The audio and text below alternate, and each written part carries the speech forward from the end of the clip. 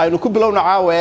magaalada London dhinaceeda galbeed waxa habeenkii Khamiistii lagu tooriyay wiil 18 jir ah oo Soomaali ah waxa markiiba u gurmaday booliska iyo kooxaha gargaarka degdega ah ee caafimaadka laakiin nasiib darro waxa uu ku geeriyooday isla goobtii sida ay sheegeen ciidamada booliska ee magaalada London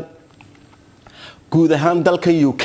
dad ka badan 100 qof ayaa sanadkan oo kaliya lagu weeraray mindiyo qaar badan oo kamid ah dadkaas ayaa u dhintay dhaawacyadii ka soo gaadhay waxaana sida muuqata oo aan ku arkayno sawirkan ay u badnaayeen dhalinyaro iyagu da'doodu yar tahay haddii aynu eegno magaalada London bulshooyinka ku dhaqan ayaa waxa ay dilalkan u badan yihiin xaafadooda ka dhacaan ayaa isugu soo baxay barnaamijyo ay dawladda kaga dalbanayaan inay wax ka qabtaan dhibaatadan haysata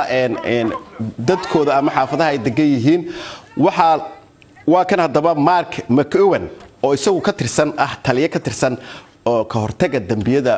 magaalada London waxaana uu yiri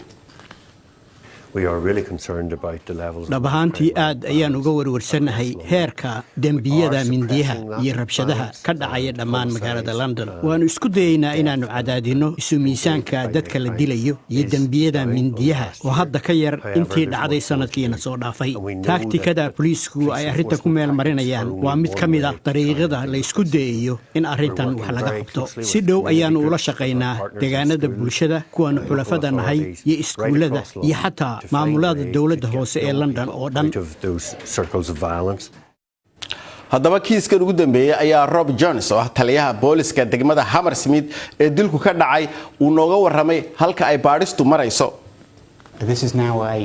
kiiskan hadda waxa uu isku bedelay baaritaan dil waxaana si adag aan uga shaqaynaynaa sidii aanu ku heli lahayn ciddii ka dambaysay oo aan cadaaladda u horkeeni lahayn waxaanan ugu baaqayaa dhammaan bulshada in ay gacan naga siiso sidii loo xallin lahaa kiiskan